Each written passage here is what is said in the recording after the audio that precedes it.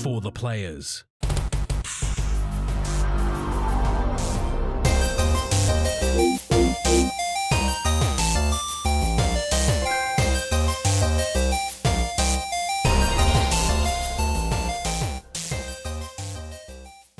I'm Ryan Betson.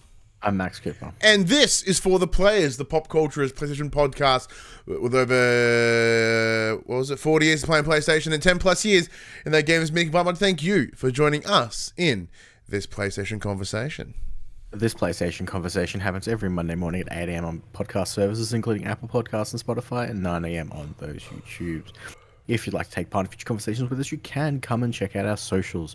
Facebook, Discord, Instagram, and X. All of those links will be found in the description below. If you want to join the conversation as it happens, head over to twitch.tv/thepopculturists. We can watch us record this show live. We can jump in the chat and become part of the show. If you want to support the show, you can. Tell your friends, tell your family about this PlayStation Pod. If you are listening to this podcast service, be sure to give us a 5-star rating and a written review. If you watch us on YouTube, be sure to like, subscribe, comment below. I endeavor to answer every single comment. And if you want to support us financially, you can at patreon.com/thepopculturists, as well as our merchandise store, popculturists.com/shop, where you can buy shirts and other sort of shit with our logos on it. Oh, you made it through it. Yeah! Second to last time of the year, and I only almost fucked it up. Face one complete. Yeah. Look, for those that are listening to the audio version, this doesn't help you. I don't know what the fuck I did to my eye, but like I've got like this. It's not even it's a little. It looks like there's dirt under my eye, but I bursted a bunch of capillaries, and I don't know how I did it. Like, I'd be like, did I cough too hard? Did I sneeze too hard? Did I shit too hard? Like, what did I do? And I don't know. Did I wang my eye in the sleep? Oh, no, I certainly didn't wang my eye in the sleep. Did I whack my eye in the sleep? Like, if I you know, I was in Sydney this week for work for the Christmas party. Too much share play on the phone. Probably, yeah. Trying to like watch things. Did you drink heavily too hard? I did drink heavily, but I don't know whether that's too hard. You're like, it was pretty easy though. Yeah, I drank. Yeah, it was pretty easy. Yeah. So I put it out there. That hard solo, it goes hard. That fucking shit rules. Is that why it's getting cancelled? Yeah. Because it just tastes like solo, but it fucks you up. It's really good. So what makes it hard? What's in it? It's full of booze. It's just full of booze. Yeah, but what kind of booze? I don't know. I couldn't taste it. All I could taste was solo. Like, what's in it that makes it hard? Vodka, I guess. Yeah, gross. It just tastes like solo. It's great. It's full of Viagra. Well, that would explain the black eye. But yeah, been in Sydney, doing things over there. Getting black eyes and such, apparently. At meme college? At meme college, yeah. And I did, end of the year meme celebration, which was cool. Don't be shitting on my fucking... So, Max was shitting on my Forrest Gump meme. I didn't shit on it. You were talking about really old references, and I pointed out that you made a really old reference for Yeah, work. man. It was good. But, like, the average demographic of the man shake is old, so it worked out really, really well. Speaking of old, your parents... And all their dads make grease. Yeah. Speaking of old, your parents, who are old, got real young today? Well, not today. So I got a bizarre phone call from them last night. And like for the longest time, my dad's always been like, video games, dumb, fucking waste of time. Blah, blah, blah. And he turns around to me last night. He's like, I want to play games. I'm sick of the Wii. I need something new. Oh my god, he's playing the Wii in 2023? Playing the Wii. What a ledge. I'm like, what do you want to play? He's like, I like car racing games and yada yada. I'm like, cool. Buy an Xbox, get Games Pass. Cheapest way to onboard yourself. You're not going to play a lot of games. This is the way to do it. And he's like, I want to play VR. Price is no. Doesn't matter. He John Hammond. He spared no expense. He's like, give me everything. I want it. He's like, I want the best of the best. I'm like, okay, well, you can't do that. It's not practical for you to have the best of the best VR. You have to have a whole room set up. You got to put cameras up. You need a really beefy computer. Like, that's not for you. Go buy a PlayStation, buy a PSVR 2. He's like, fucking deal. So they went out and bought a PlayStation and a PSVR 2 and a year's subscription for PlayStation Plus Extra. And they're like, fuck it, we're doing it, let's go. And then I rang mum. So they picked it up today. I walked them through the setup over the phone at like 1:30 this afternoon. I rang Mum at about 5:30, and she goes into the lounge room. My dad's just got this big fucking shit-eating grin on his face. He's been playing PlayStation all afternoon. He looks like a fucking kid on Christmas. Yeah. He's just having the time of his life. He's gone from fucking me amiibos to real life graphics. So, how old's your dad? What, he was born in 73, so what, 50? Oh, shit. Okay. Yeah, so my stepfather is in a very similar circumstance. So a number of years ago, oh, shit, probably close to, 8-ish years ago, roundabout. He's in his mid to late 60s at the moment.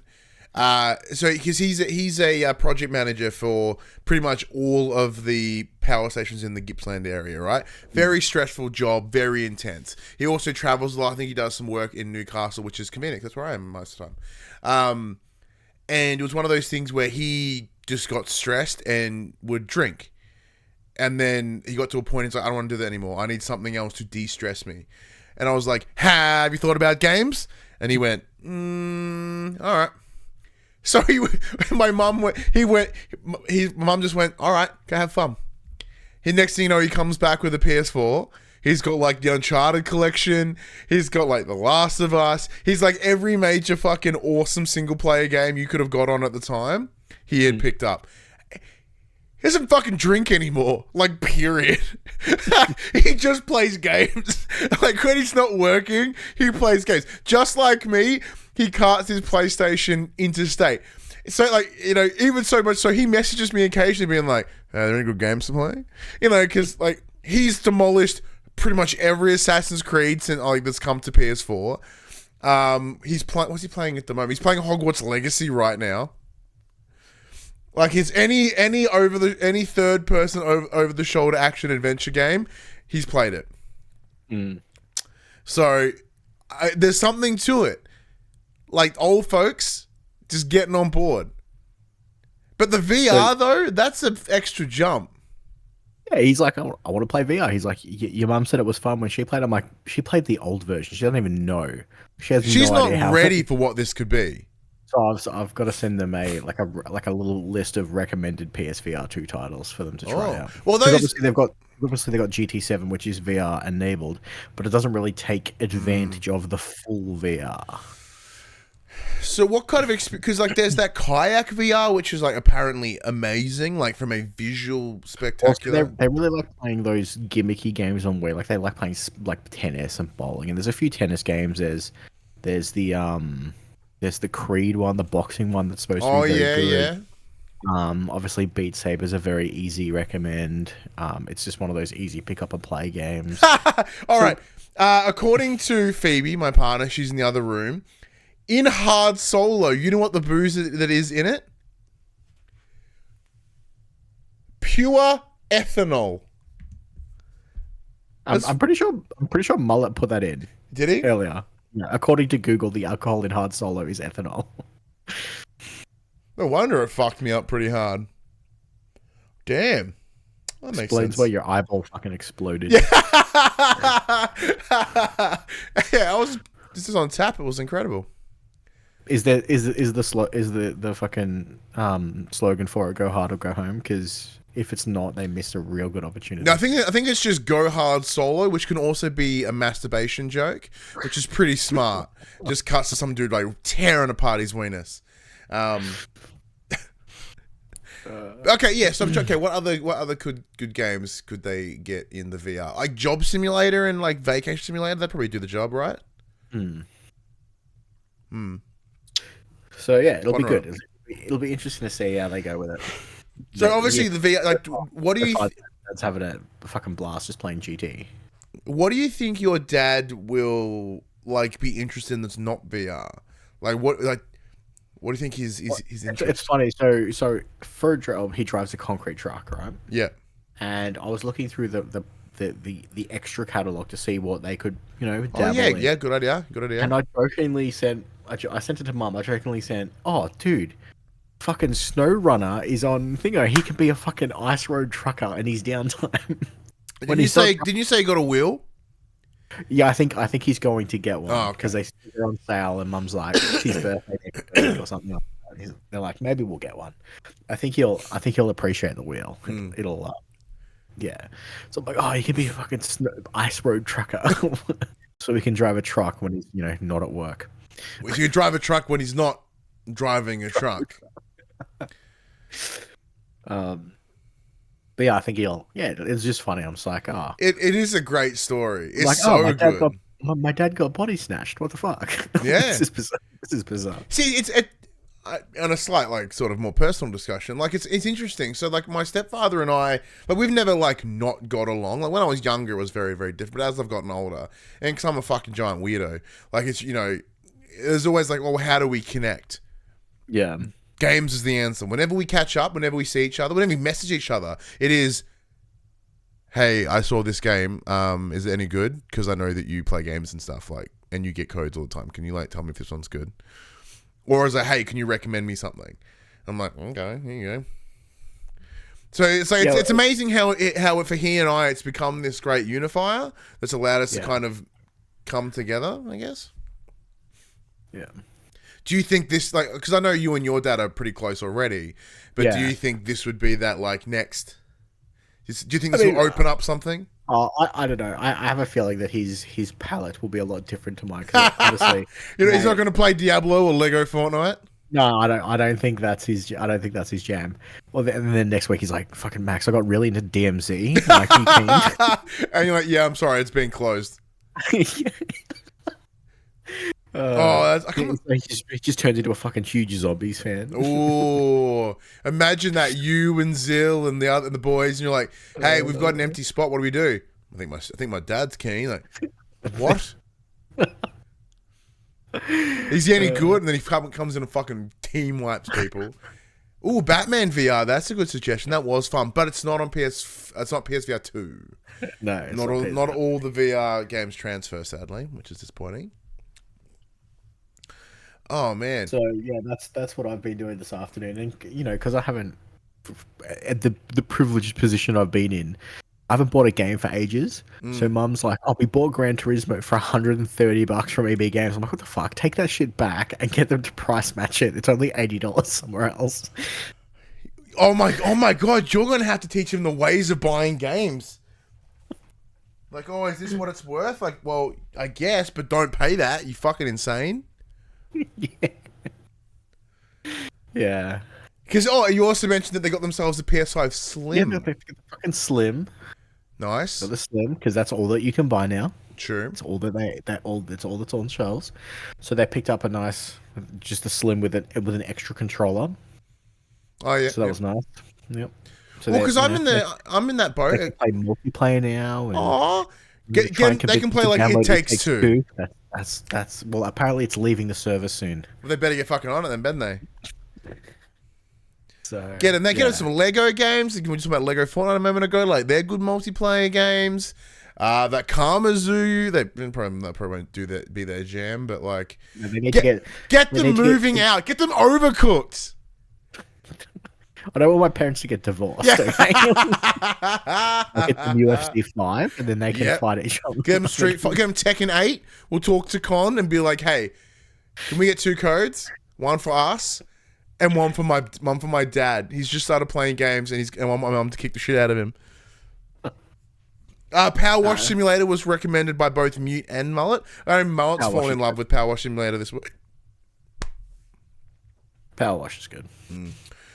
But yeah, so for me, in terms of this week, nothing that exciting comparatively. Just being in Sydney, doing things up in Newcastle and Sydney, come back. I have learnt this week though that at least the hotels that I stay at, the portal, not going to be a good idea because that internet, garbage. It's the portal was going to be a good idea anyway. It would if the internet was good, but where I'm staying, 'tis not good. 'Tis not good. What about you? How's your week? What did I do this week? I don't know. It's all been a blur. I don't think much happened this week. We had a birthday party this morning for Hadley. Not for Hadley, but Hadley was invited to a birthday party, so we're bounce all morning. Oh shit, yeah. And then, because I'm a dumbass, I ordered some click and collect stuff from EB Games. I got some of those escape room board games. Ooh, nice. And apparently my fucking store set at Cryo Village, so I had to drag my ass out to Cryo to pick them up. Whoops. But I made it back alive. So. Hey! But yeah, other than that, my week's been pretty chill, I think. Good. Yeah. Just playing games. I was gonna say playing games because we've name dropped it for the third time. So this week the Fortnite platform began, which dropped not just Fortnite, it dropped the Fortnite Festival, which is just Rock Band in Fortnite. Mm-hmm. It dropped the Mario Kart version. What's it called? That's like Fortnite Super Rocket Cars? Rocket Racing. Rocket Racing. And Lego Fortnite. So I haven't touched it yet, but it's mostly because I came back on Saturday. I came back yesterday morning. Normally I come back during the week. So this is my weekend with my son. So he didn't arrive. So he came yesterday morning. Okay, he's gonna give you a long-winded excuse, but the end answer is it was the weekend with his son, so he was only allowed to play fucking Spider-Man. Yes. Well, no. The answer is there was my weekend with my son. I was landing back in Melbourne. And he was going to be at my house with my partner for a window of time. So I left the console here so that he could play it when I wasn't here, knowing full well that it would disadvantage me to not be able to take my PlayStation with me. Therefore, I could only download Fortnite as of this evening because I am so painfully tempted with Lego Fortnite. Like, so bad. It is so cool. All right, fill us in. Is it just Minecraft Fortnite? Yes, but so much better. How? Because you and I have fucked with Minecraft a lot in our time. So Jerdman says goat. It's goated. Jerd's been playing heaps. I haven't played that much. I played maybe about an hour and a half to 2 hours. Mm-hmm. So it's the same. It's the same fundamental. So when you boot up a world, you get the option of survival mode or sandbox. Okay. Similar to that of Thingo. You have world seeds. The best part of the Fortnite version is you don't have to buy a fucking subscription to Minecraft Realms to have an offline server so your friends can play on it when you're not online. Already better than Minecraft. That's great. That's fucking great. A lot of the skins that you already own, bam. Wait, so if I had my Kratos skin that I've dreamt of that I've never bought? No, not all of them. Oh. Most of them. Yet. Is that a yet? Question mark? I don't know if it's a yet. Like, all my League of Legends skins have not been Lego-ified, but all the ones that do have Lego variants, you automatically get them for free. Like, they're encapsulated in what you've already purchased, which is cool. So yeah, it's essentially Minecraft in the Fortnite world. So it's a shame that not everything is a Lego brick. Oh. So the trees aren't Lego. They're normal trees. The rocks aren't Lego. They're normal rocks until you break them, and then they become Lego bricks. But when you build your house, they're Lego bricks. When you build any of your bases, your machines, anything like that, it's cool. Jerd's like, I prefer that, Max. I also prefer it that way. It keeps the wholesomeness that is Lego, but also gives it a more like grounded, I guess. Grounded look. Yeah, cool. That's what I'm looking for. Dungeons are instances. So if you come to a cave mouth, you can enter the cave and you load into the cave. Oh, okay. You can go fucking spelunking. It's great. I haven't done much yet. I'm very early on. I fucked up some wolves. There's evil Lego men everywhere just fucking trying to wreck my day because I came too close to their base. Like, it's cool. I've been seeing a lot of videos online of people building like fucking flying machines with like bases of houses strapped to rockets and fucking up balloons, and they're just flying around the map. It's awesome fun. It is really good fun. If you're a fan of Minecraft, this is such an easy recommend for a free game. I was going to say, from what I've heard, and I've even heard verbatim this sentence, like, they could have charged up the arse for this, but they didn't. It's part of the free bundaroo. Yeah, don't get me wrong. Those fucking Lego skins are expensive. Oh yeah. Same with the cars for the racing. The fucking cars are expensive. Well, that's how they make their dollars. But that's how they make their dollars for a free-to-play game. And you don't have to fucking buy them if you don't want to. Yeah. And if you do, Jerdman's got a fucking code. Oh yeah, because Jerd's an epic creator.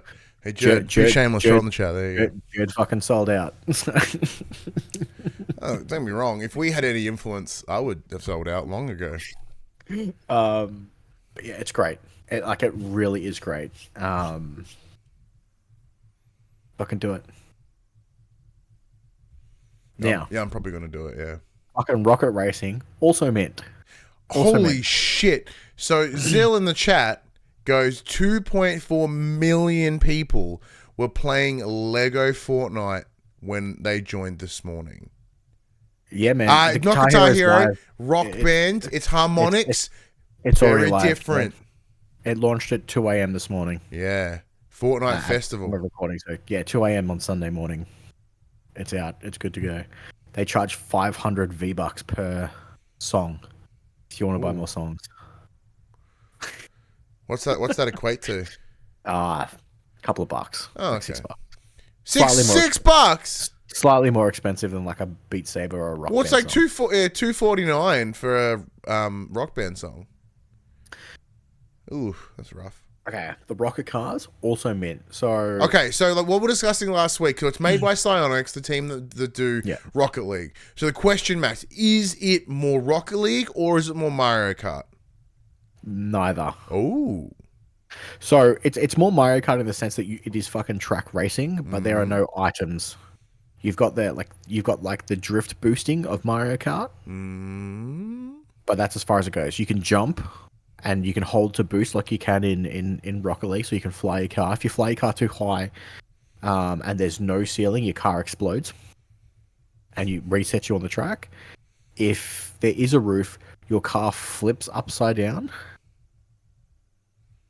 And all right, Jerd in the chat goes, by the way, there's too much talking about video games. Where are the Kojima? Where's world premieres? Oh, we're going to rip apart the fucking Game Awards in a little bit. Don't you worry. Kojima's under my desk. It's fine. Yeah, there's a door. This is going to open the door. It's going to be awesome. Yeah, the Rocket League game mode, super fun. There's like 30 tracks varying from like beginner, intermediate, expert. Good fun. I haven't lost a race yet. Very easy. It's not hard. Is there rubber banding or anything like Mario Kart? No. If you're in the lead and you don't suck, you'll stay in the lead. Awesome. And because we're playing with kids most of the time, awesome. Yeah. So yeah, that's been my week. I dabbled a little bit in Avatar. Well, we'll get to that in just a sec. So before, this is the problem that I'm going to have, Max, is everything we've just discussed around Fortnite sounds amazing. I've had a very clear line in the sand about my son. He cannot play Fortnite. It's going to be... And I was talking to his mum about this as well. Why? Microtransactions, Battle Royale nonsense, right? It was the whole thing of it. Suddenly, I have to change my stance. Because if we can do Lego Fortnite and it's Minecraft but better... He and I are no doubt going to play Lego Minecraft together. But he's played games with microtransactions before, has he not? Yeah, selected ones. Yeah.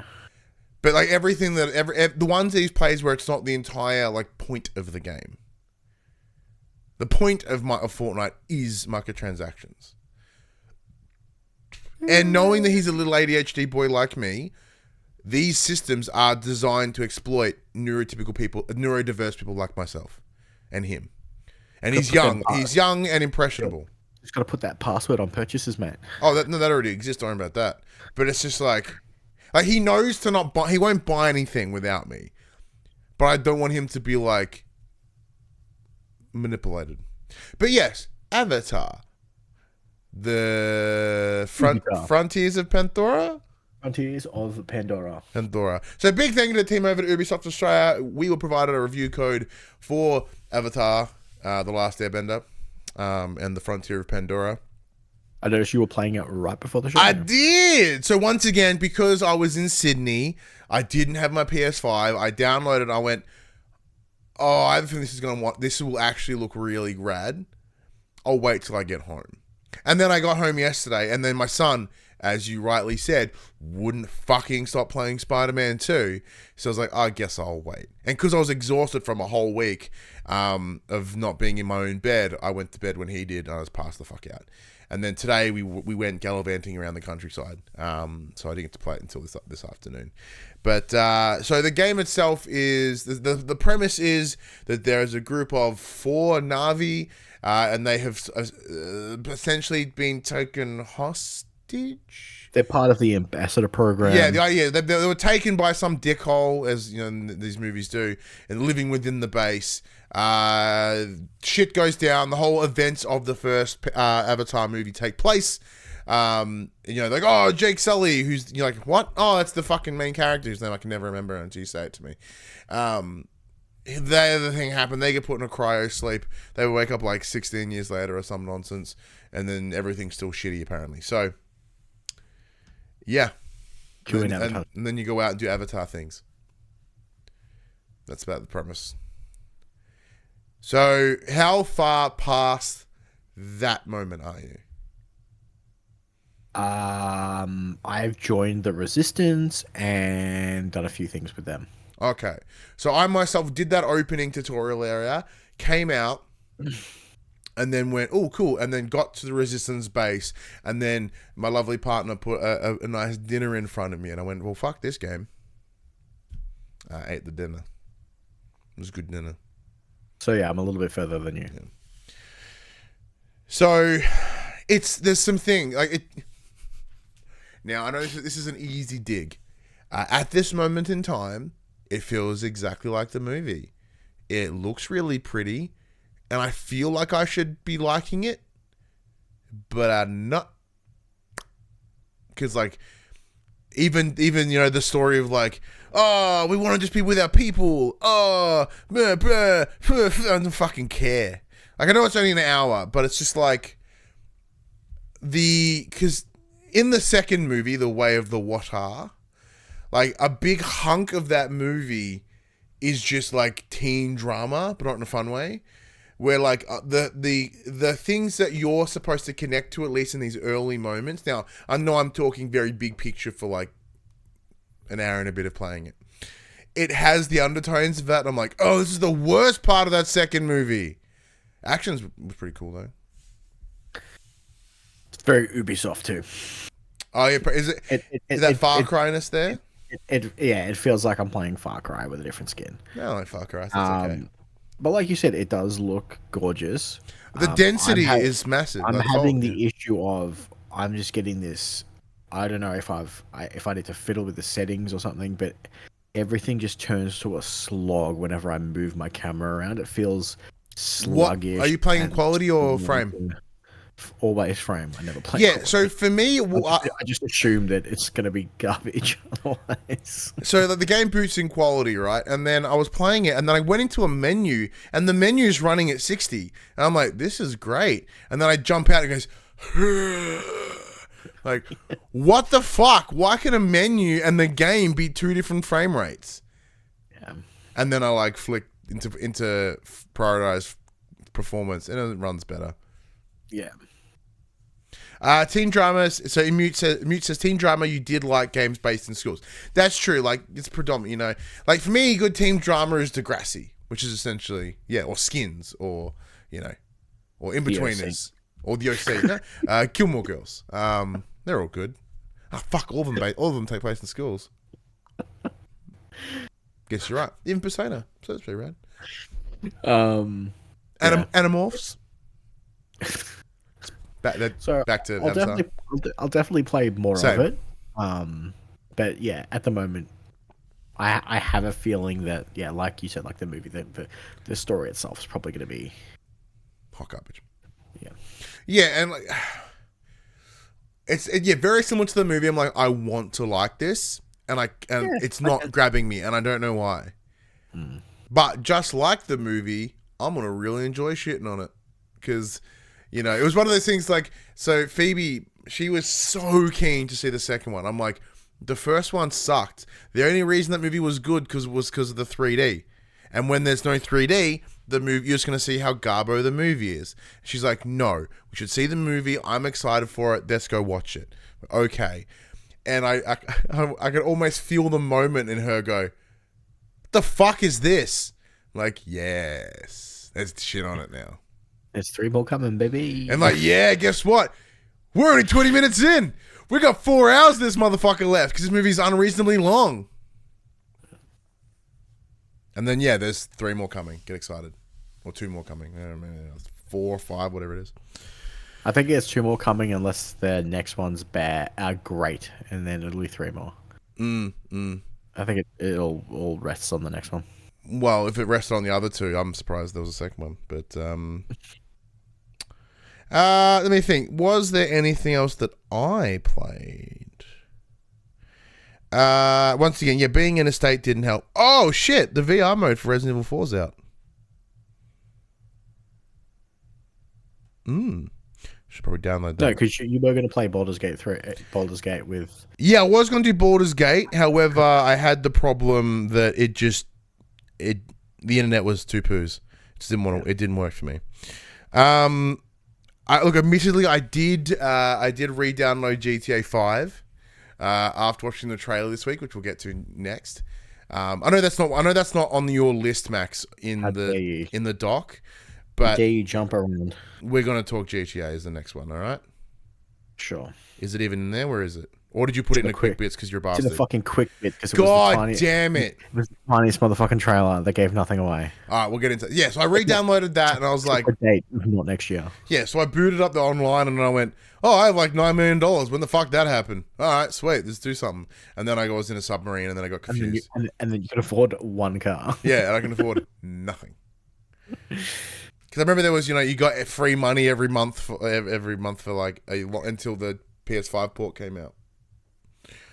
But yeah, all right. So yeah, let's actually call Inform the Players. We tell you about what happened this week. One of the big things happened this week was the release of GTA 6 in trailer form. Trailer number 1, they called it. Put a lot of thought into that name. It was originally scheduled for one time, and then it leaked online. And everyone said buy Bitcoin. And then shortly after, Rockstar went, well, fuck that guy. We'll just release it ourselves. Now, Max, as you just alluded to, you're not sold on it? I mean, it looks cool, but they really didn't show us much. No, of course they didn't. It's just some pre-rendered footage of what looks to be Florida. It's 100% Florida. And then they went... 2025, y'all, and then that was it. Yeah. Okay, so admittedly, I agree and disagree with you. I think it showed more than I originally thought it was going to do. It said just enough to get you excited. It showed exactly what I thought they were going to show. Yeah. Well, I expected there to be less. Like, here's the world. Fuck you. But they did the world. They did the story. They showed you the characters. And then they showed vehicles was a big prominent thing in this. So we're seeing it is, as alluded to a couple of years ago, it is led by a female protagonist, and her partner. So it's a very similar to GTA 5. It is a 2-person story. So it looks like you'll be swapping between the 2. The characters I've already forgotten. The trailer opens with her in prison. There's this theory that the trailer is in reverse. Like, the game will likely end with you in prison because everything in the trailer alludes to, like, you being in that position. It really doubles down on... like the social media side of things. So we were discussing this previously with, like, common knowledge. Like, GTA, with its releases, focuses on particular time frames. Like, San Andreas was the 90s, Vice City was the 80s, Grand Theft Auto 4 was the early 2000s, GTA 5 2010s, and this is unapologetically the 2020s. So there's a lot of influencer shit. There's, like, straight references to cult internet cultural moments, like the chick with 2 hammers, the woman twerking on top of a car, some alligator in a pool. You know, like there's a lot of things here that are lampooning events that have happened, which also made me realize that I'm old because I didn't know any of those references.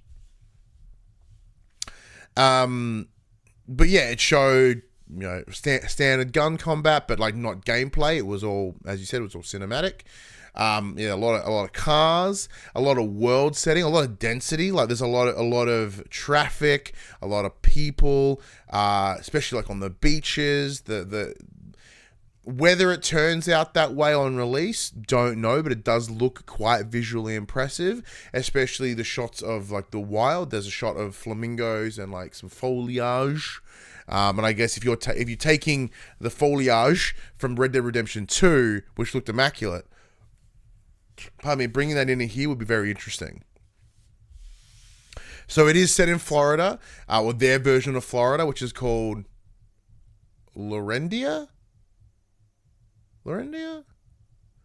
Something like that. And Vice City is like the capital of that. Very similar to, you know, what in GTA 5, like it was San Andreas, the larger city, rather than San Andreas, the you know, the game, which was like 2 things. So it looks like they're really doubling down on, you know, like Florida. Apparently there's like, you know, the bridge that connects the Keys, and it's like shot, like there's a couple shot for shot stuff. So if you're more aware of Florida as a space and what it looks like, you'd be like, oh, this is exactly it. I think it makes complete sense for Rockstar to go there, because Florida is, at least for where we sit here in Australia, like it seems like the laughingstock of that country that is already a giant laughingstock. It's the clown car of the... Yeah, so it allows them to like really go silly. Because the problem that we're going to face, and I think we saw it, and I think some of the commentary around the game already is because not a lot culturally, stylistically has changed between 2010s and the 2020s. Like Grand Theft Auto 5 and 6 will look very similar, especially in locale, right? Because they don't have that monoculture style that like the 80s did or the 90s did, you know? So it's going to be tough. Am I keen as shit? God damn, I'm keen as shit. Like crazy keen. But having it come out in 2025, that's rough. That is so rough. Like we're going to be bombarded with annoying fucking people until then. I was expecting there'd be a tighter turnaround, but about 18 months is, I think, similar to what like Red Dead or GTA 5 and then it's released. So like they're following a similar time frame from their announce to release, presumably. That doesn't make it any better. What about yourself? I know I've done all the talking. Is like, no, look, I mirror a lot of what you said. And like even before, like when we were talking amongst ourselves and whatnot, I was very adamant that the game was definitely not coming next year. So, fucking point one to me, I guess. Yeah. I wanted it next year, but yeah. I obviously wanted it next year, but I didn't think it was coming after the big leaks and all that stuff of like the pre-alpha footage that we saw. Obviously, despite, you know, even though they said, you know, that's not going to affect our time frame, but it would have. Oh yeah. And yeah, it's a shame, but hopefully it'll be worth the wait. The only thing is, I can't see whatever their version of GTA 6 Online is looking as good as what that did. Well, that was gonna be my next thing. So even when Grand Theft Auto 5 got out, okay, I'm fucking way too tired to be standing, so I'm gonna have to drop this. So even when they announced, go down as slow as the table does, so it's not entire. Fuck, who cares? So even when they announced GTA 5, shortly after they released a separate trailer talking about GTA Online, or was it the back end of that trailer? So my question is, what are they going to do? Because you can't throw away everyone that's purchased before everyone that's done anything. It's just not reasonable. And Mute asked in the chat, will GTA 6 Online be out same day as the game? No. About a month after. Because they want everyone to play the campaign. They did it. That's the way they did it last time. And even when they did do that, the online wasn't ready. I remember I could only get about 6 minutes in, and then I mean, to be fair, they now have the infrastructure ready to go. That's very true. You're not having to build it fresh. But I even mean, like, knowing full well that there will be people that will want to play it just for that. They want to make, if they spend all this time and money building this story, it's very similar to what like Activision's done this year, and I think they did it last year as well. We're like, oh, if you pre-order, you get the story, you get the campaign 3 days early. Here you go. Once again, knowing full well that people just want the multiplayer. Super keen. Fit very far away, but there you go. I want it so bad though. All right, before we get into the Game Awards, that's going to be a big hunk of the show, there is some other news that took place this week. Yeah, so Sony may be taking over. The world? So The world. Developers over at Destiny 2 studio Bungie are said to be fearful of a, quote, total Sony takeover following missed revenue targets, layoffs, and product delays, a new IGN report claims. According to sources speaking to the outlet, higher-ups within the studios have hinted that the shared power it enjoys with Sony following last year's acquisitions may be taken away if financial targets continue to be missed. Apparently, if revenue goals are not met, quote, by too great of an amount, Sony holds the right to dissolve the current board structure and take complete control of the company. Wow. Bungie currently operates independently of Sony, but this would be no longer the case if Sony fully takes over. The Bungie bosses are said to be fearful of that happening, given that Destiny 2 DLC The Final Shape has received a 4-month delay, and Marathon has been pushed back to 2025. IGN is told that Bungie is already, quote, struggling to meet the necessary targets to keep its last vestige of freedom. It was this threat that forced Bungie into cutting around 100 jobs recently, but those still at the studio are also losing privileges in order to keep the costs down. Reports speak to a studio-wide freeze on new hires, reduced budgets for travel, scrapped holiday bonuses, and the changing morale-boosting events like cooking and knitting classes from monthly to quarterly. Quote, Bungie is also pausing or fully ending benefits like annual employee compensation adjustments to meet market rates, its new hire lunch program, employee donation matching, its peer recognition program, and gift cards for employees on their birthdays. This has led to soul-crushing morale internally amongst staff with, quote, employee frustration and sadness, met with hostility from higher-ups. Quote, several people we spoke to told us that leaders had reiterated across multiple meetings that they couldn't guarantee there wouldn't be more layoffs, with 2 specifically recalling chief people Officer Holly Barbakovi outright stating that layoffs were a lever the company would pull again if need be. There was also talk of a Q&A where staff members were like, have you guys considered taking a pay cut so we don't have to lay off people? Mm-hmm. And the response to that was, this is not a company that does that. Go fuck yourself, yeah. Yeah. So German says, this is my 21st year at my job without an Xmas bonus of any kind. I have never received a Christmas bonus at any job I've worked at. Even now. Even this current job. But I'm still in my probation period for this job, so I don't know whether I'd get one anyway. Yeah. But I don't get weekly, fortnightly, or monthly or quarterly knitting classes. That would be cool. So yeah, it'll be interesting to see what happens, because if they don't Well, you know more about Bungie than I do. What's your thoughts on this? They're obviously hurting where they are. With the release of Lightfall really hurt them. Their player retention has been abysmal. and now that their new deal, the new expansion is 4 months later than it's going to be, they now have to not only develop that more to make it better, because it needs to be an absolute banger when it comes out.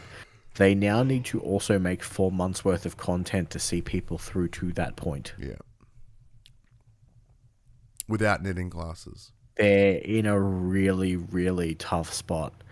And part of me is like, maybe let Sony take over. But then, that also concerns me because Sony bought these guys for a reason. And if they can't handle their own business... Well, this is the thing. So... how's it going to help? We know... So look, Sony, so essentially at its core, Sony bought Bungie for their games as a service pedigree, their understanding of the space and knowing how to adapt, change, and do well in it. Knowing that they came from kind of shitty feedback to grow up. Oh my god, so sorry. So the problem that they're going to be facing here is, man, I just suddenly hit a wall like so bad. Have they bought a lemon? Like, have they fucked up? Had they done fucked up? Like, what they thought this was going to be, it ain't it. And knowing full well that from the conversations that we have heard is that, and we also know that, we know this to be, we were informed, from people that, there were a number of games as a service games that have all been delayed and some aren't even a thing anymore. Because the change in it is that collectively as a company, they're going, we got to backpedal.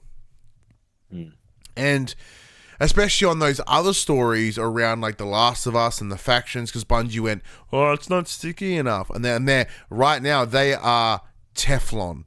Nothing, no one's sticking. They are just sliding off. It's not good. Like, I understand a lot's changed. Because what year did Bungie get purchased? 2020? 2021?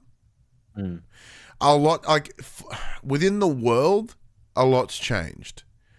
Like, when they were picked up just post-COVID, all the full ripple effects of the greater finances of the world, the greater economics, weren't there. We're seeing it now. We've seen it this year with thousands of game developers losing their jobs.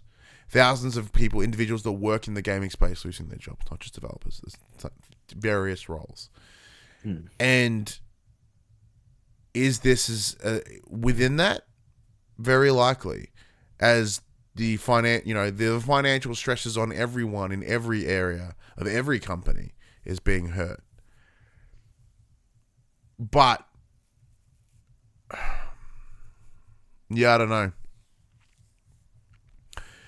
Would Sony overseeing them change it? I don't think so. Because once again, Activision oversaw them, and what did that do? Yeah, but I feel like that's not a fair comparison. What about Halo? So how did Bungie perform? Like, obviously Halo 2 is really good compared to Halo 1. But Halo 1, Microsoft bought that during production, so they didn't create it. Obviously Halo 1 to 2 was really good. I never played 3, 4. To be fair, Halo was great until Bungie left. Well, there's that too. Once 343 took over. The question that I'm asking is, there have been 3 stages within Bungie's existence where they have had various overseers, and how has that worked out? Well, the other issue is Bungie's every other DLC for Destiny 2 has been, or for Destiny in general, hot garbage. Every second one seems to be a banger, and every other one seems to be absolute doo-doo. So there's this up and down of, like, they lose face and then they bring it back really well, and they lose face, which is a shame. It'd be nice if it was just some fucking consistency. But I think if it was less of a dip, like, you can have that up and down, and but like the full dip that they get is the problem. So especially as who we knows? transition into their final DLC. Like Bungie may end. It's a shame that Destiny will end on presumably a fart noise, or at least its legacy as a brand may not go as well as it could / should. All right, let's get into some more PlayStation stuff. With the season of play, Sony has announced a new PS Plus promotion that'll be running the length of December and even into the new year, and it'll be called the Season of Play. While it's live, you'll be able to earn new PS5 and PS4 avatars, discounts on merch for the PlayStation's Gear Shop, which doesn't benefit us because you can't get it here in Australia, enter a competition to win a PS5, probably not in Australia, and claim 50 PS Star points if you play one of the month's new PS Plus Essential games. Season of Play has gone live and will be available until the 5th of January 2024. And during that time, a page on your PS5 or your PS4 system home screen should direct you to a voucher code to redeem the free set of avatars. And these include games like Ghost of Tsushima, Final Fantasy VII Remake, and Rainbow Six Siege. You can then get a 15% discount on all products available at PlayStation Store using the promo code Season of Play 15, one word. A bundle of a PS5 and 12 months PS Plus Premium is up for grabs if you answer the 5 questions on the PS Plus website from the 19th of December. And then there will be free PS Plus multiplayer weekends. I believe there's one this weekend, which we're just about to wrap up. This was one weekend. And PlayStation tournaments to follow during the overall time frame of the Season of Play. Also, finally, if you want the extra 50 PS Star points, which you can redeem for in-store credit, you'll need to redeem and play either Lego 2K Drive, Sable, or Power Wash Simulator during this month. You don't need a PS Plus membership to take part in any of the activities unless you want to claim the extra PS Star points. Great idea in premise, because as a company, they'll start going quiet over Christmas. However, as more people get consoles for Christmas, they're more incentivized to play. And it does allow a little bit of extra stickiness, a little bit of extra retention for the month. Is it enough to twist? You're gonna play anyway, Max, but does it do anything for you? No, I'm not a PlayStation Star point collector person. Yeah, like I do it. I have it, and I occasionally go in and I'll check the campaigns. But I'm gonna do that one naturally. Like, rarely do I pick any that will make me do something like buy a game or whatever. It'll be like, pardon me, like, do I have any of these games on my console already? I do. Sweet. Bing. Free trophy. Free little, pardon me, free trinket. Free points. Yeah. But really, will I go out of my way? I'm going to get 50 free points. I'm going to play the fuck out of Power Wash Simulator, though. A little bit of crunch, Ryan. Oh, but the good kind, at least for you. Sony has announced that starting on the 5th of December, select Crunchyroll shows will be added to Sony Pictures Core, the movie-based service that PlayStation Plus Premium subscribers have access to. For those who might know, signing up to the most expensive PlayStation Plus tier gets you access to the fairly sizable catalogue of films at no extra cost. And now, some Crunchyroll anime is being thrown into the deal. However, there is a catch. This perk won't be available to everyone right away. At launch, only subscribers in the US, UK, Canada, Australia, and New Zealand will be able to check out the added Crunchyroll stuff. Hey, get around us for actually getting in first. Yeah. Additional regions will launch at a later date. However, we don't yet know which shows will be added to Sony Pictures Core catalog, but the official announcement highlights 86, Iruma-kun, and To Your Eternity. I don't know if that's good. What the fuck does that mean? No idea. No idea what's getting added. Do you have a Crunchyroll? I do. I do have a Crunchyroll. I have the crunchiest of rolls. The crunchiest of rolls. That sounds like a rash. There's a while ago that didn't they buy Crunchyroll and Funimation? Yep, they certainly did. Interesting. They're double dipping. As I blow my nose, can you please talk more about this Crunchyrollness so there's not just this uncomfortable silence? I mean, I can just move on to the next one. There's not much information for it, unfortunately. All right, that works. Yeah. I'm emotional. Right. Well, I'll dive us into the Game Awards then. So let's first talk about the problems of the Game Awards. So the Game Awards in 2023. See, the fun part is I only muted OBS so the stream doesn't hear it. You got all of that. It just blew out your ear holes with my schnoz. So the Game Awards 2023 largely delivered on its promise of celebrating the games industry with a veritable smorgasbord of game announcements and trailers. However, one thing that was obvious to anyone watching is that the award winners were not given much time on stage to speak, following Christopher Judge's snafu last year. Watching the live stream, you could notice a musical interlude would kick in moments after the speaker got started. Quote, "The clock is ticking," The Last of Us creator Neil Druckmann joked when he went on stage to collect the TV show's Best Adaptation Award. Sam Lake, who was called up twice, barely had a moment to gather his thoughts upon receiving Alan Wake 2's well-deserved awards, and it turns out that in the auditorium itself, there was a large teleprompter encouraging speakers to, quote, "please wrap it up," once their speech had hit a certain mark. Obviously, we understand the importance of keeping the event on schedule, but this does feel disrespectful to those going on stage, especially when their speeches generally have to reflect their entire teams. Okay. Fuck them. Not the developers, the Game Awards, right? This is the thing. The Game Awards tries to do what they can, allegedly, to be a legitimate award ceremony. You let the awards have their time. I do understand that the Game Awards needs to be funded, right? And with the lack of E3, trailers are a thing. They make a lot of money out of that. They make a lot of money out of advertisements. Then... Did you watch the show? I watched about half of it, then I had to go to my Christmas party. So the 3-hour show had 30 minutes dedicated to the awards itself. Yep. What would you do to fix it? What's your fix? Do you have an award show with a sizzle reel of all the trailers at the back end and just go fucking trailer, back end it with 30 minutes of trailers and just nothing else? And then you give the people their chance. The trick is you be more selective. Like you have what you have from a trailer perspective are fucking bangers. Like you pick the best ones and you run with it, and then that makes it feel elite. That makes it feel premium. Because like there are trailers that I went, I don't give a flying fuck, but I guarantee they paid money, hence why they are there, right? For me, it's acknowledge it. Now, one of the other things that I would fix is you get Jeff Keighley. I've discussed this last year. I discussed this the year before. Get him off as a host. Because last year I talked about this.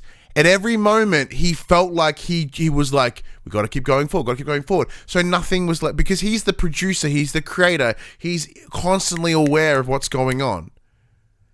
And it felt like he was pressured to push everything forward by himself, except for the shit that he wanted to jerk dick on. Like Kojima seemed to have endless time. When we're talking about what are the best awards, best direction, best director, best game, these are things that should be given time.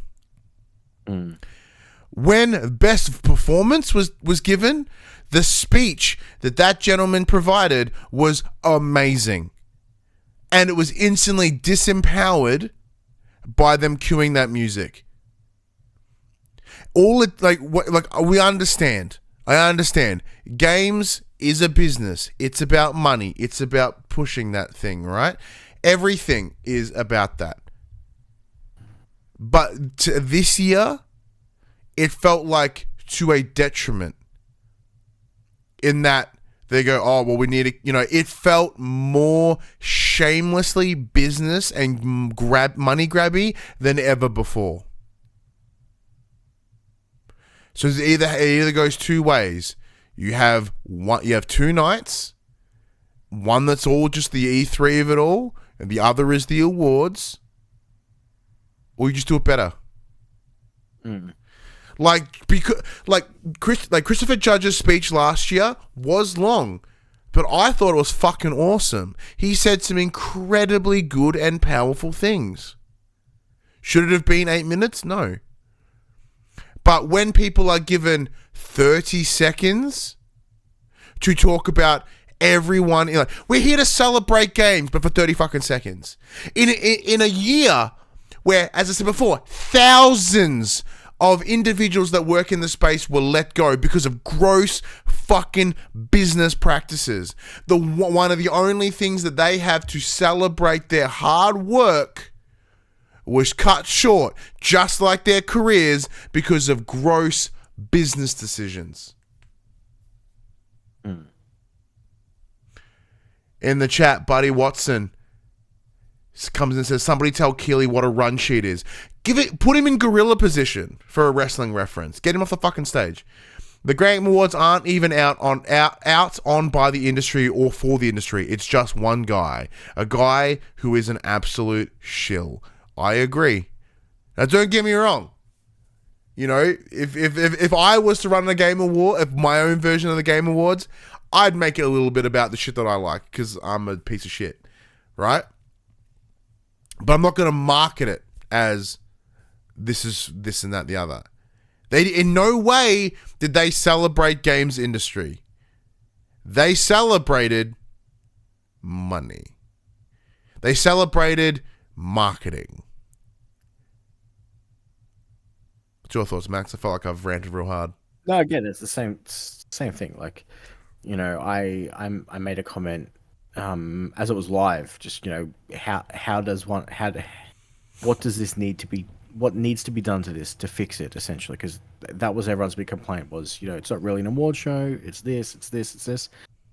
But like you said, like, it has to be funded somehow. Therefore, people are going to pay to have their things there, and it's the fact that if someone's paid for a time slot, that time slot has to be met, and he's either overselling to compensate for either he's going too large on his overheads and needs to bring that in, maybe get smaller venues to keep costs lower, which means he doesn't need to run as many trailers and as many ads, which means everyone else gets more time, or I don't know what it is, but something needs to be done. It's horrible. It's absolutely horrible. But you know what? We've only grabbed a couple here. I'm going to pull them up. Let's go a little bit more into the results. All right? Let's give them the time that they should have.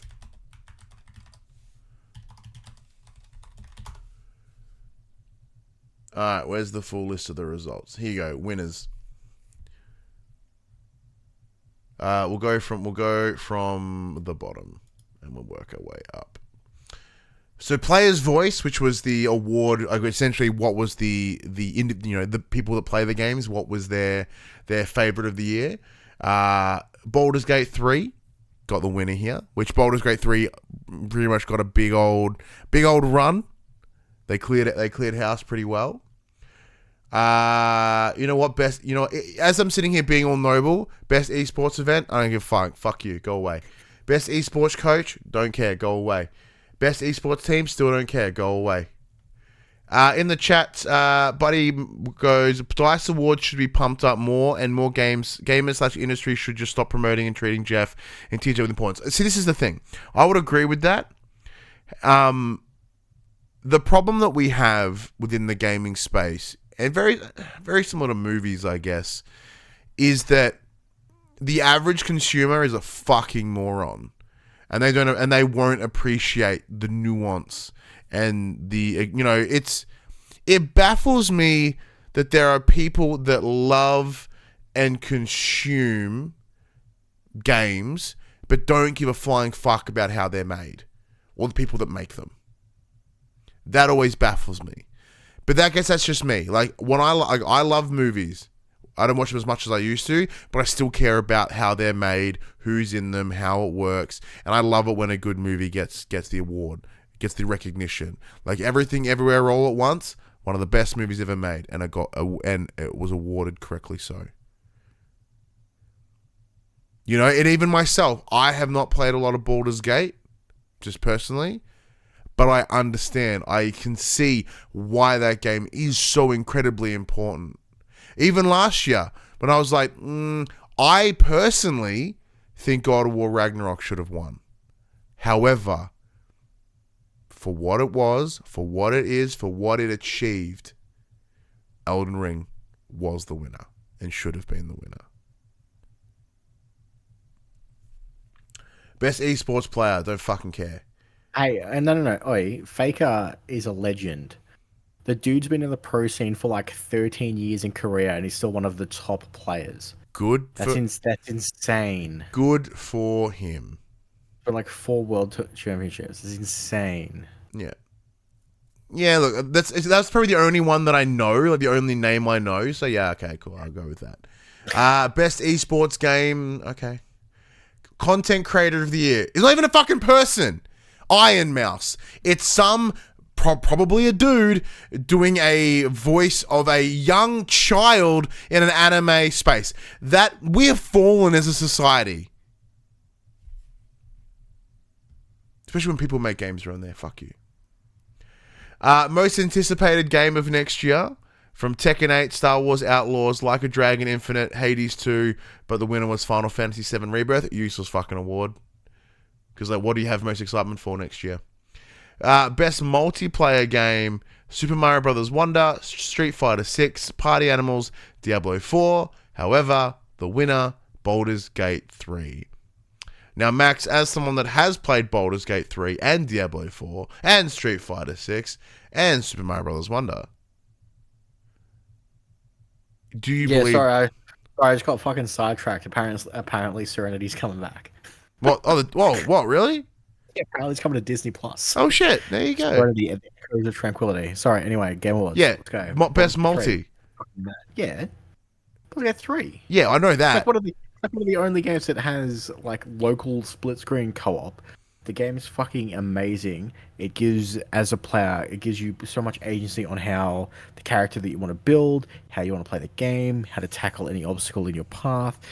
The choices are almost limitless.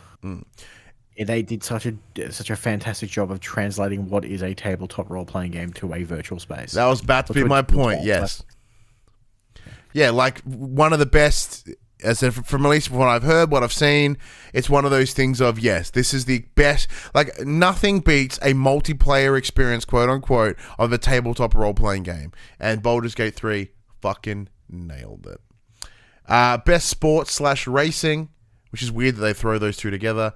Crew Motorfest, Hot Wheels Unleashed 2, Turbocharged, EA Sports FC24, F1 23. However, the winner, Forza Motorsport. Understandably, Forza is still elite when it comes to the racing games. Pardon me. The Crew Motorfest was fine. I enjoyed it a lot for what it was. I haven't played any others, so that's fine. Interesting. So, best sim / strategy game: Advance Wars 1-2 Reboot Camp, Cities Skylines 2, Company of Heroes 3, Fire Emblem Engage, Pikmin 4. Pikmin 4 was the winner. That was weird. That's a weird list of games.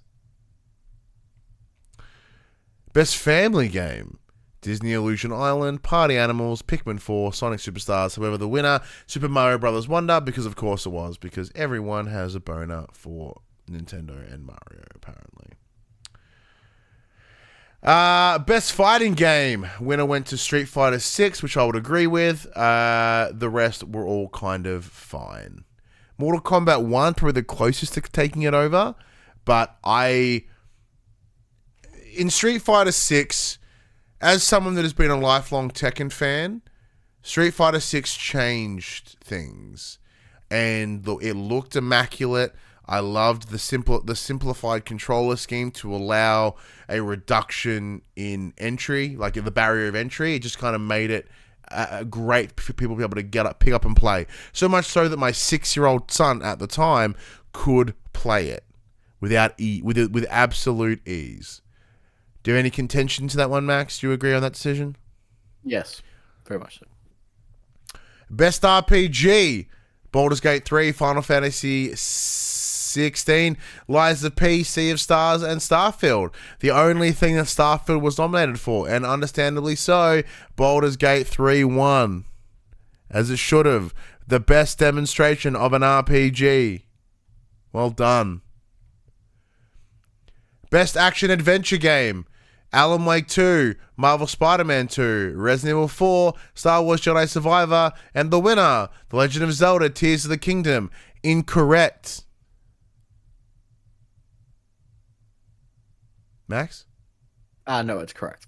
Fucking Tears of the Kingdom is For an action-adventure game, though? Yeah. I mean, that's essentially what the new Zelda games are. Yeah, it's true, I suppose. Yeah. Actually, yeah. They're not. The others are more action games. Yeah, but and look at this thing. An action, like an adventure game is the old point and click nonsense, right? So, like, I think from a... It's the same way with, spoiler alert, how they got away with Cyberpunk winning best ongoing game. Yeah, okay. Yeah, no, I feel that. Yeah. You know what? Legend of Zelda can kiss my bum, but, like... Are there any other Alan Wake 2? I don't think I don't think it fits the action adventure. It's an action game. Yeah, okay, yeah. With everything else on that list, that is probably the best answer. Which is interesting because best action game. Can we get what's the difference? Well, I would classify Devil May Cry as an action game, but not an action adventure. Yes, I would agree with that. So, hence why Armored Core 6 got the win, because that I would call that an action game. I mean, that's non-stop fucking action. Yeah. Okay, Dead Island 2, probably more an action adventure game. Not really. There's not. I guess to a degree, it's no less more of an action adventure game than any of the other ones mentioned there. Very true. Ghost Runner 2, action. It's just non-stop. You fucking go. Hi-Fi Rush, didn't play it. Remnant 2, you played that. Would you played that with action? Yeah, it was action. I mean, it's a shooter. Like, there's a lot. Yeah.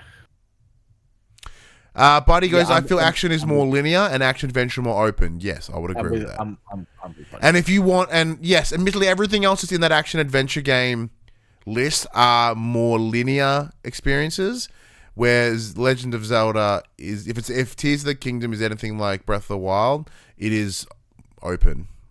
That is 100% true. Best VR/AR game. Gran Turismo 7, Humanity, Horizon Call of the Mountain, Synapse, and the winner, Resident Evil Village VR mode. From a technical standpoint, I completely agree. They're turning that game from a first-person game into a fully playable front-to-back VR experience, even though it made me almost fucking die because I just wanted to vom everywhere really, really hard. Yeah. I found it way better even than Call of the Mountain. I'm sorry. A dedicated VR game got trounced by a VR mode. That's brutal. I'm skipping best mobile game because fuck are you. Best debut indie game. Cocoon, Dredge, Pizza Tower, Venbar, Viewfinder. Cocoon. Haven't played it. Heard good things. Best independent game. This is this one threw me off. Cocoon, Dave the Diver, Dredge, Viewfinder, but the winner, Sea of Stars. Sea of Stars fucking rules. I thought that game was absolutely fantastic, so yes. But also, having not played Dave the Diver, not an independent game, Cocoon or Viewfinder, I can't really comment. I played Viewfinder. Viewfinder's fucking awesome. Is it better than Sea of Stars?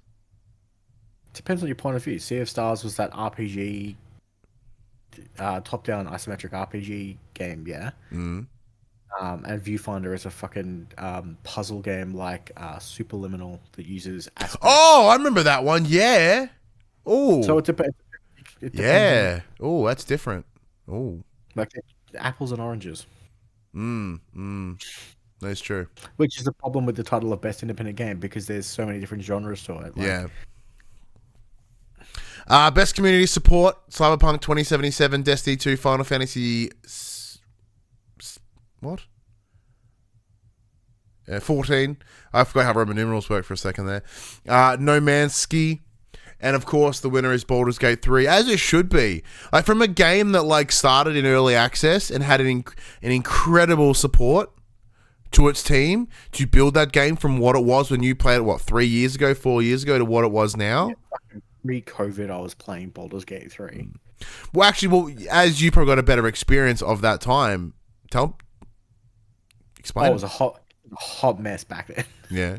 No, but I mean, like, from a community support standpoint, like... I mean, there were community blogs, like, weekly. This is what we're adding. This is what we've done. This is how far we've gotten. This is what we're working on next. And then the next week, it's like, this is how that was going. This is how far we've gotten. This is what's coming next.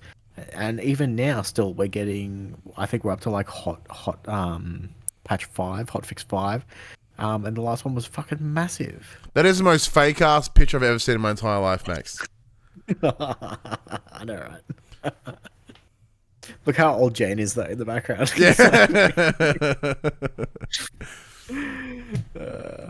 All right, what's next on the list? Best ongoing game. Fuck, you were correct. Apex Legends, Final Fantasy 14, Fortnite, Genshin Impact, Cyberpunk 2077. Yeah. Had any of notice how all of them are fucking live service games except for Cyberpunk. Yeah, and Cyberpunk 1. So, best ongoing game because you fucked it up and tried to fix it. That is not what ongoing game means, mate. Okay, tell that to No Man's Sky, who won it a few years. And I would say the point too, and I would agree. Actually, no. They had released a number of ongoing things, and that they kept that game going. Cyberpunk have released one DLC, which is no different to any other fucking game. They repaired the game, released DLC. From all accounts, the DLC is pretty fucking good. However, that is not enough to deem ongoing. Also, had Fortnite released any of the things that they have just released a month ago, they would have fucking won the shit out of that one. And the problem is, with the nature of recency bias, they will not win next year, even though they probably should. Unless they add more fucking game modes between now and next year. Yeah. Games for Impact.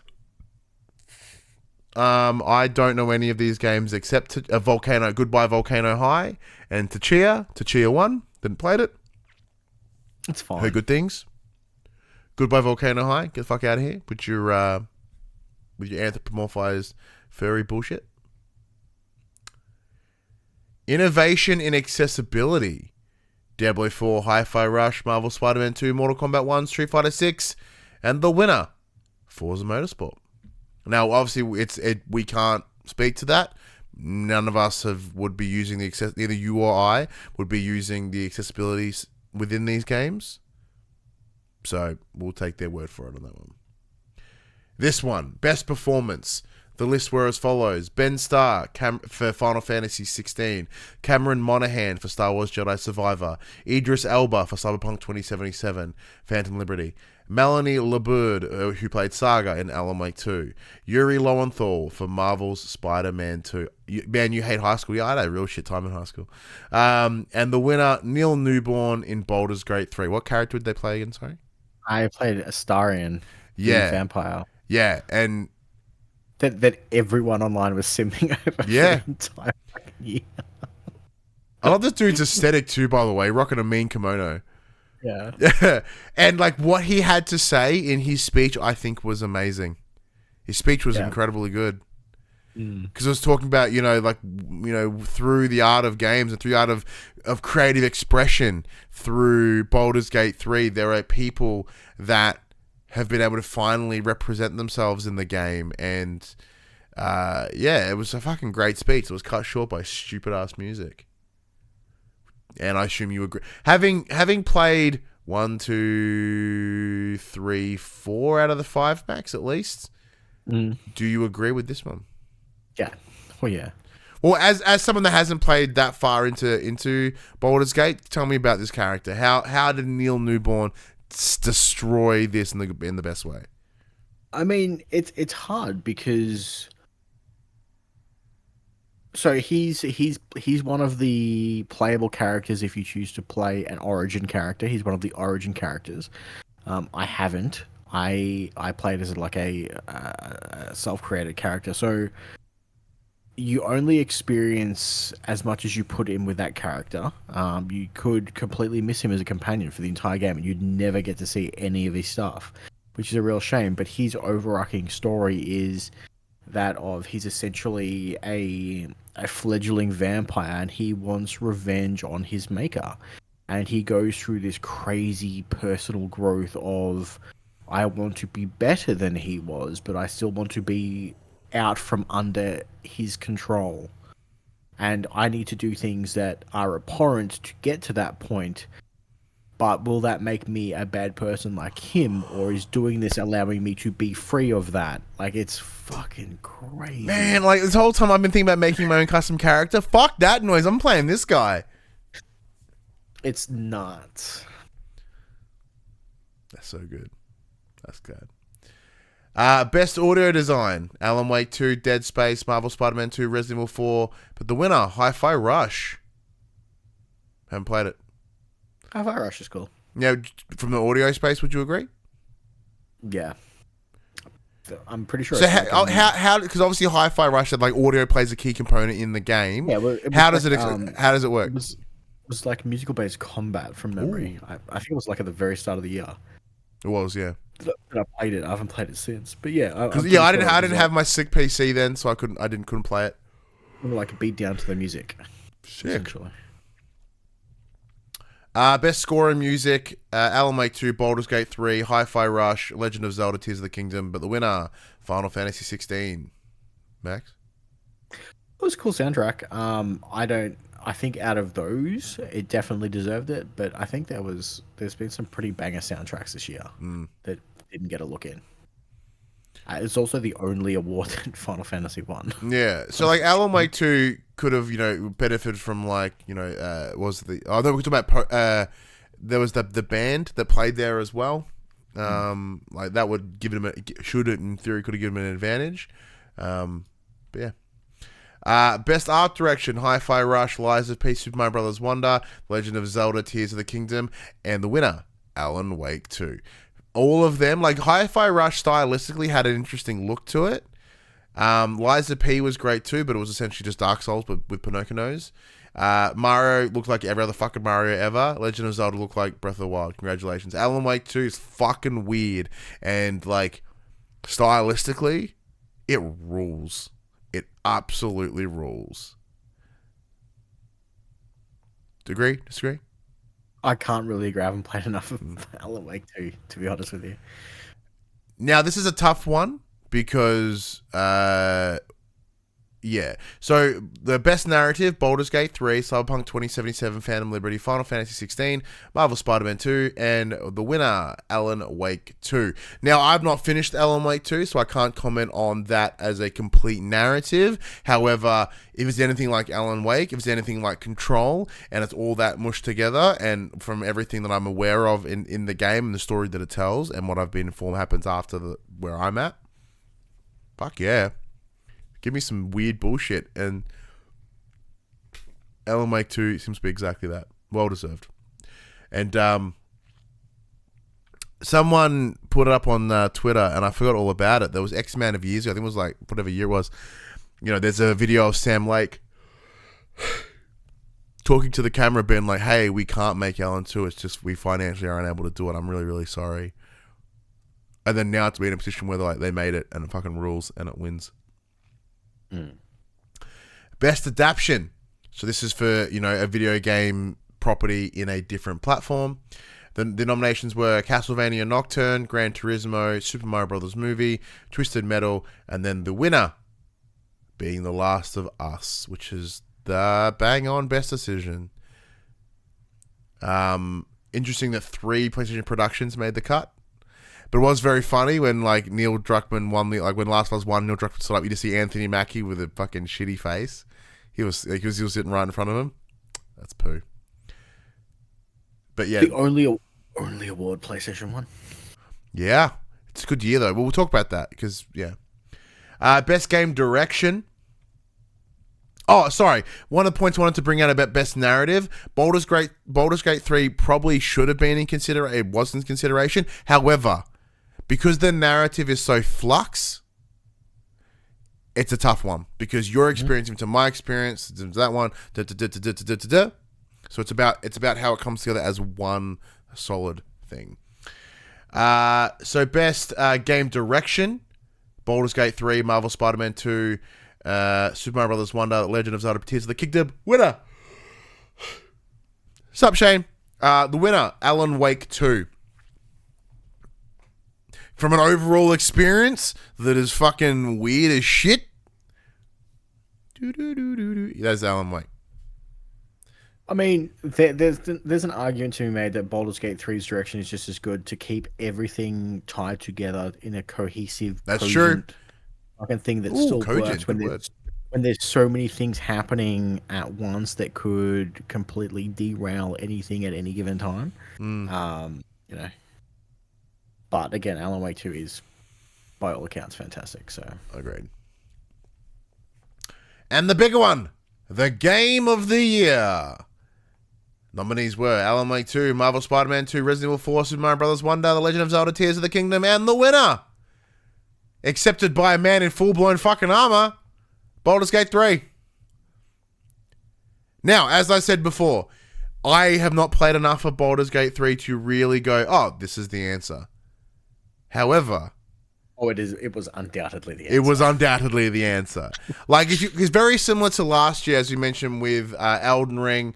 And I'm like, well, I didn't play a lot of Elden Ring. I didn't get it. However, like, on a technical standpoint, as a complete piece, I couldn't fault it. I shat on it because I want to God of War, but that was all me. That was all personal.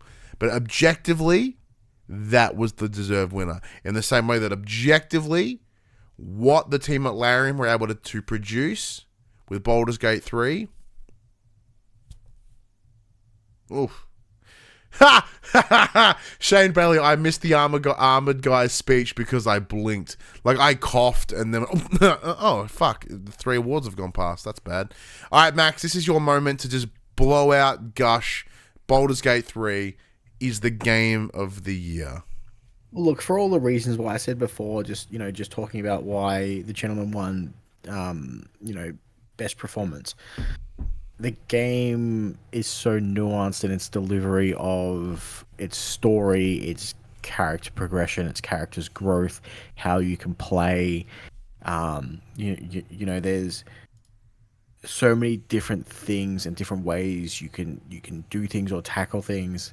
The fact that the game is separated into what is essentially 3 chapters. The game can end in chapter 2 if you want it to. If that's the way you want to end your game, you are quite capable of doing that, and you'll miss out on a massive chunk of content. It's one of those games. Like I said, it does such a fantastic job of transferring what is and what has always been a tabletop role-playing game to a digital space, and it does it so well. Like, one of the biggest complaints was, level 12 is a really odd choice to cap a character at. But when you think about how, and like even the developers have said this, when you think about how crazy D&D gets post level 12, yeah, you just can't allow for that, and that's why most campaigns don't progress that far, because it becomes so hard to not only balance things, but to tell a story where your characters either aren't ridiculously overpowered or just coming up against bullshit after bullshit to try and keep it balanced. So they've hit a really nice spot where they are. Yeah, the game's just absolutely fantastic. It's got so much replayability. There's like 8 different origin characters just to select from if you want to play just their story, and then you can make your own character and experience their stories as companion quests. It's just fantastic, and the fact that it has couch co-op as well in these days, awesome. Awesome. Well, there you go. I'm glad you got your little moment to gush. Alright, do you want me to just fucking fling through these announcements and we'll pick and choose? Yeah, pick and choose ones that jumped out to. So I imagine the first. So look, it was the Game Awards, and we spent a good bit of time. We're gonna reverse Game Awards. We're gonna do all the announcements really quick now that we've spent time on the winners. Yeah, so just on the ones that interested us. These are in no particular order. Monster Hunter Wilds. That's fucking mint. I'm so That's more excited. of a max. I didn't watch the trailer for that. So excited. Picture Monster Hunter World, but it appears to be open world now as opposed to instanced individual areas. That is the most max I've ever fucking heard in my life. Great. The next one, not so much. God of War Ragnarok, Valhalla. Waste of time. Yeah. No. Okay. So this is the thing. I was mid-conversation at work, and I was like, oh, yeah, cool. And then in my periphery, in my peripheral, not periphery, that's a band. In my peripheral, I saw the PlayStation Studios logo, and I went, please hold. And then I saw that chair, and I went, oh, no. Oh, my, don't you fuck with me. And then off from stage right, in comes motherfucking Kratos, and I could have cried at my desk, and I kind of did. Like, I'm not going to lie. I did a little bit. He cried because it's a roguelike mode that he'll never play. I got really lost into it. It was amazing. But then I've watched it a couple times since. But yes, it's essentially a roguelike DLC, but it is story focused in that there are things that'll be here that will expand on the world of God of War and sort of fill in potentially some gaps. Because one of the things you'll notice, there's a lot of fucking Nordic ass enemies and monsters, and then it back ends with a Cyclops. And you'll notice that the poster art, the key art for God of War Ragnarok Valhalla is very reminiscent to some of the key art for God of War 2. I have a feeling this game may explain how we got from Norse. Sorry, my apologies. How we went from Greek to Norse. I think there may be some explanation here on how to connect the two. That's fair enough. And that comes out real fucking soon. And it's goddamn free. 2 days. And it's roguelike with difficulty settings. Lame. You're my bum. Good. Next up, we had Rise of Ronin. Yeah, that's a max ass game. Did you enjoy it for you? Really? Yeah. Final Fantasy 16 DLC. For the life of me, I cannot think of what this one's called. It's out now. I haven't picked it up yet. Are you gonna re-download Final Fantasy? I've still got it installed. But I haven't picked it up yet. Black Myth Wukong finally coming out. It's got a release date. It's from the China Hero Project. Visions of Mana, another great old school JRPG from Square. Jurassic Park Survival, did that do anything for you? Oh, it's so much so that we watched Jurassic Park last night. Oh, you fucking loser. Fuck you! Like, the key shots in that made it look awesome. Like, the T-Rex looked mint, the Raptors looked mint, the Dilophosaurus looked mint.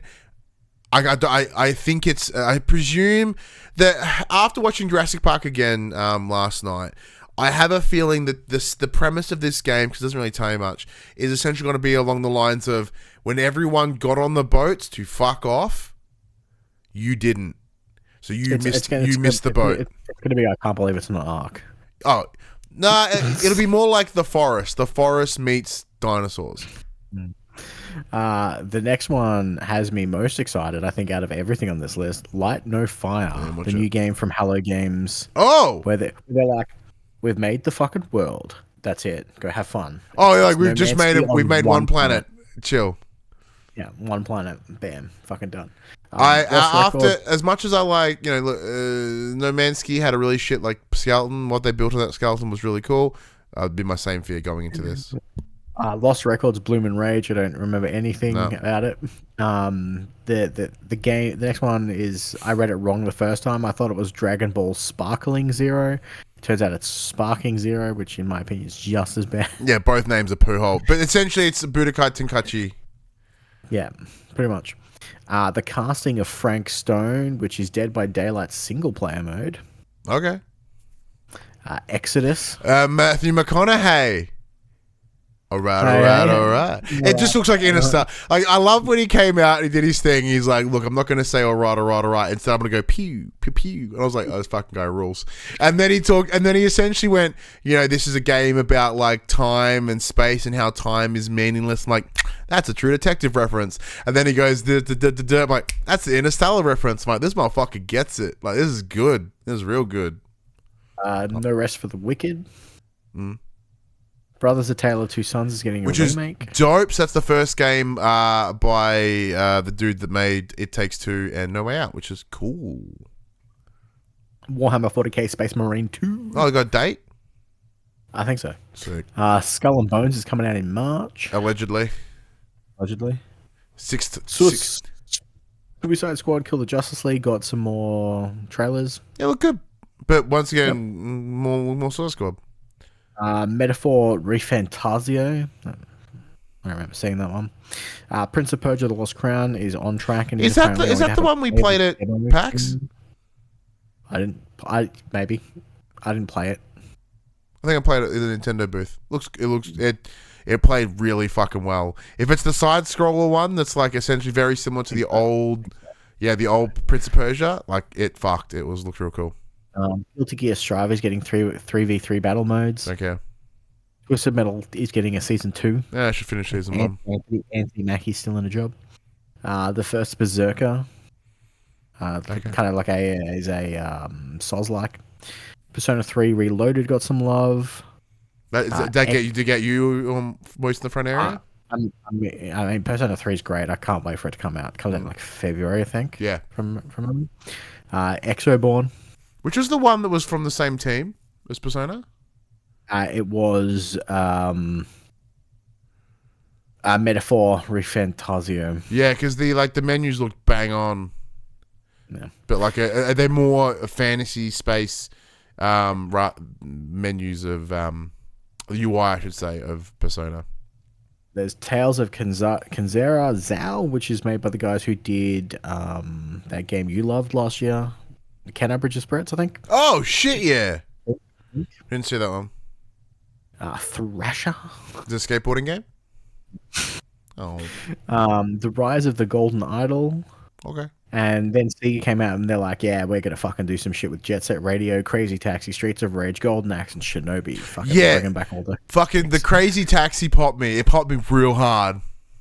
Jet Set, man. Jet Set. You did not mention OD. Yeah, because it's not a fucking PlayStation game. Who gives a fuck? I do. I'm still going to play. It's a fucking Kojima-ass game. It's a game. I think it's a movie. Yeah, pretty much just a movie. I think it's a movie. Just an interactive fucking trailer. Really funny that I only listed the PlayStation shit for our PlayStation story. Yeah, but Kojima is so inherently PlayStation. Like, so, okay. Enough of the TGA. He doesn't need to take up all the shit on our show. Well, in that case, I'm going to make it real quick. Door opened, very similar to PT. Kojima came out, said some things in Japanese. Jeff Keighley got an erection and came 3 times. And made love to Jordan Peele. Yeah, Jordan Peele came out, which was a good pop because Jordan Peele, great horror movie director. Essentially, they went, we're making a horror movie. I'm like, sick. Is this PT? What? In a different way? Rad, cool. Then they showed like some fucking face capture. It was really, they looked real, but they weren't. It was face capture. That was fucking cool. I still don't know what it is, and I forgot about because once again, similar to yourself, because it's not on PlayStation. I remember it being talked about them doing, Kojima doing something with Xbox. I went, oh yeah, okay, whatever. And then I went, oh yeah, that one. And Padge was like, they talked about it last year. I'm like, I don't fucking care. I remembered it now. Yep. Cool. The standout for me, obviously, God of War Ragnarok and Jurassic Park. Your two? Monster Hunter Wilds and Light No Fire. Nice. Quick boots. Chris Judge is allegedly pissed off COD devs after during his speech. He said his speech last year was longer than this year's Call of Duty campaign. Good. Activision should be fucking shitty. They should be. They done fucked up. And as I said on Twitter, in the words of Kratos himself, be better. If you did better, no one would have to shit on you. I mean, to be fair, it's not the developer's fault that they're like, you're making a DLC. No, you're not. You're making a full-blown game with less time than we normally give you to make a full-blown game. Fucking get it done. Well, notice how he shat on Activision as a collective. I agree. So the answer is, so those that made that campaign shouldn't be going, oh, my feelings. They should be going, hey, higher ups, look what you've opened us up to. That's the conversation. Big Jim Bob Ryan since he has retired, has been gifted a OG PS5 that looks like an OG PS1, and I want it. Looks dumb. You look dumb. I want it so bad. So back to the GTA6. Apparently the trailer has pulled 90 million views in 24 hours and therefore has set a brand new world record. Yeah, it beat out Mr. Beast's. Oh, nice. Yeah. Among Us VR is now available on PSVR 2, and none of you can tell my son. None of you. You all shut your fucking whore mouths. Don't tell him shit. He'll never know. You fucking say shit, Max. Upcoming titles. I actually want to come and steal the PSVR 2. Oh, yeah, what are you going to play? Among Us. Bring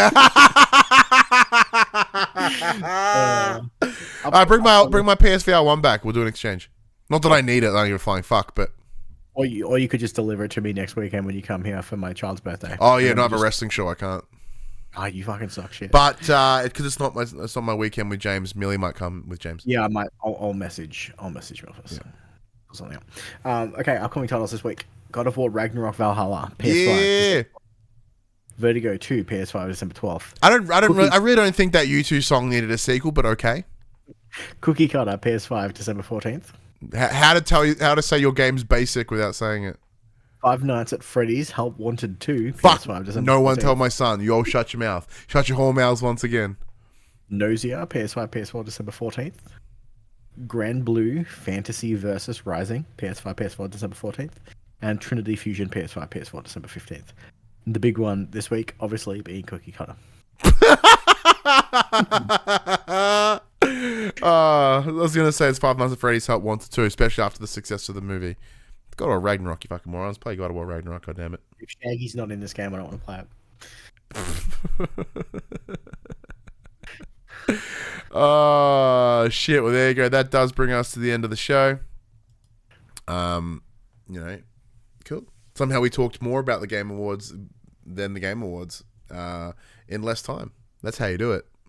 Get two fucking wangs from Australia to do the show. It's not even remotely as successful.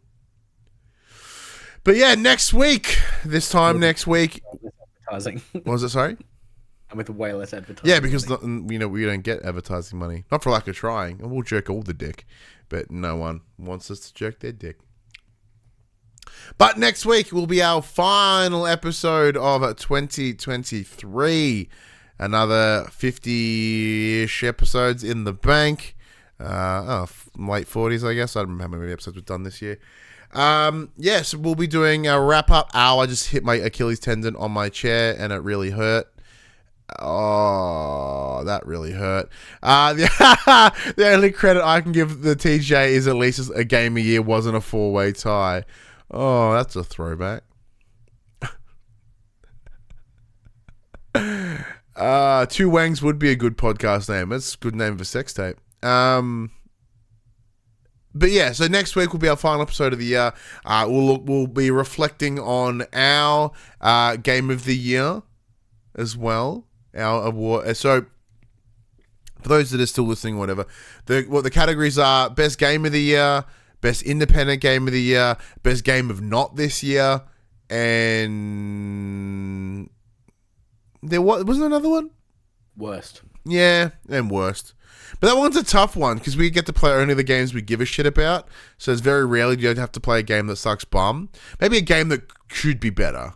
Could have been better. Babylon's Fall last year. Yeah, that's true. That's true. That was an easy win.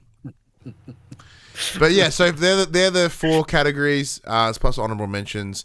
Feel free to throw your nominations in the chat next week if you're here, or in the comments below of this video. We'd love to hear what they are. We'll also be looking back at our fantasy draft now that the year is wrapped up, which Ryan will send me at some point this week. So I'll do that. Yeah. I don't remember who picked what, so we'll know. Don't worry.